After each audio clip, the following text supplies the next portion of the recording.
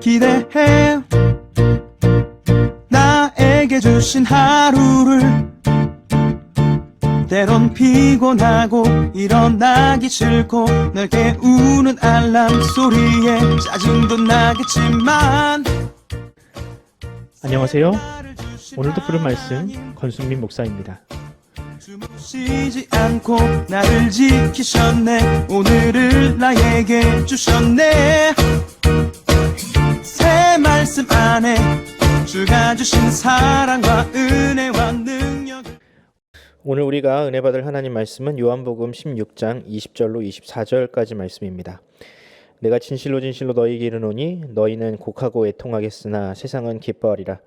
너희는 근심하겠으나 너희 근심이 도리어 기쁨이 되리라. 여자가 해산하게 되면 그때가 이르렀으므로 근심하나 아기를 낳으면 세상의 사람 난 기쁨으로 말미암아 그 고통을 다시 기억하지 아니하느니라. 지금은 너희가 근심하나 내가 다시 너희를 보리니 너희 마음이 기쁠 것이요 너희 기쁨을 빼앗을 자가 없으리라. 그날에는 너희가 아무것도 내게 묻지 아니하리라. 내가 진실로 진실로 너희에게 이르노니 너희가 무엇이든지 아버지께 구하는 것을 내 이름으로 주시리라. 지금까지는 너희가 내 이름으로 아무것도 구하지 아니하였으나 구하라 그리하면 받으리니 너희 기쁨이 충만하리라. 아멘. 오늘 설교 제목은 고통은 잠깐이나 기쁨은 영원하다입니다. 생명을 잉태하는 일은 매우 고결하면서도 또 고통스러운 일입니다. 아기를 10달 동안 뱃속에 품고 원치 않는 금욕과 절제를 하면서 살아야 하고요. 또 행여 아기에게 무슨 일이 생길까 늘 조심하는 삶을 사는 것은 꽤나 괴로운 일입니다. 또 해산의 고통은 이루 말할 수 없는 것입니다. 물론 제가 이렇게 말하면서 그 고통이 어떤 것인지 가늠조차 할 수 없지만 제가 산부인과에 있으면 얼굴에 실핏줄이 터져서 멍이 들어있는 산모들의 모습을 종종 봅니다. 그걸 보면 출산의 고통은 정말 어마어마한 것이구나 라는 생각을 할 수밖에 없습니다. 하지만 이 모든 고통을 지나 생명을 품에 안은 어미의 얼굴에는 한없는 행복과 기쁨이 피어오릅니다. 내 뱃속에서 10달 동안 한 몸이었던 그 아기의 얼굴을 보면 그동안의 고통은 싹 잊어버리고 앞으로 이 아기를 어떻게 행복하게 해줘야 할지 그것만 생각하게 됩니다. 이처럼 고통은 반드시 기쁨과 행복으로 치환됩니다. 공부를 열심히 해서 원하는 직장에 들어가게 된 사람은 그동안 수차례 낙심하고 밤을 새워 공부했던 그 스트레스를 잊게 됩니다. 사람과의 관계도 마찬가지죠. 오랫동안 짝사랑했던 사람과 결혼을 하게 된 사람은요, 결혼식을 올리는 그 순간 그동안의 마음고생을 다 잊어버리게 됩니다. 여러분은 그런 기쁨을 느껴보신 적이 언제입니까? 여러분의 그 지난한 고통까지도 잊게 만든 기쁨은 과연 무엇인가요?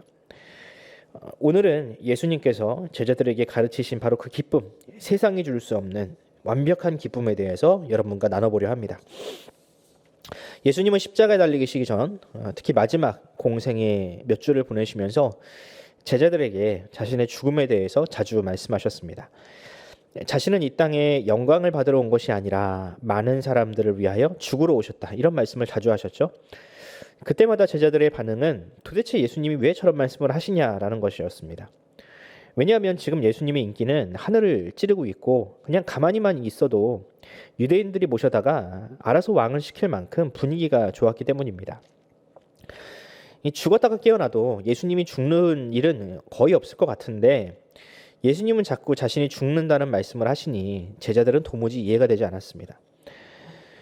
제자들은 이 땅에서 화려한 삶을 사는 것을 기쁨으로 여기고 고통이나 죽음은 기피했습니다.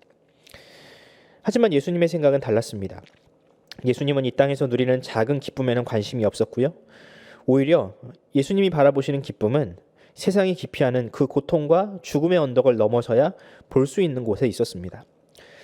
물론 그 과정에서 오는 고통은 마치 해산의 고통처럼 끔찍한 것이지만 이후에 맛보게 될 기쁨은 영원한 것이었습니다. 제자들은 이 기쁨을 경험한 적이 없기에 예수님을 이해할 수 없었던 것이죠. 하지만 예수님은 그 기쁨을 아십니다. 죽음을 통과한 이후에 들어가게 될 그 천국과 하나님과 함께하는 영생이 얼마나 큰 것인지 오직 예수님만이 아십니다. 왜냐하면 예수님은 바로 그 천국의 주인이셨고 그곳으로부터 오신 분이기 때문입니다. 그래서 예수님은 이 제자들에게 그 천국을 말로만 바라봐라 라고 말씀하지 않으셨습니다. 비록 그 과정이 고달프고 고통스럽겠지만 그 너머에 있는 기쁨, 그 비교할 수 없는 기쁨을 그들에게 알려주길 원하셨습니다. 그런데 그 기쁨은 반드시 고통이 수반되어야 했기 때문에 예수님은 그 고통스러운 길을 가셔야만 했습니다. 말로 가르치시고 비유로 가르치시고 그래도 믿지 않으니 그 고난의 길을 자청하셨던 것이죠. 심지어는 죽으시기까지 그 길을 예수님은 걸으셔야만 했습니다. 하지만 예수님은 부활하셨습니다. 그리고 영원히 죽지 아니할 몸으로 제자들 앞에 나타나셨습니다. 더 나아가서 그분을 믿는 모든 자들에게 그 영생과 기쁨을 선물로 주십니다.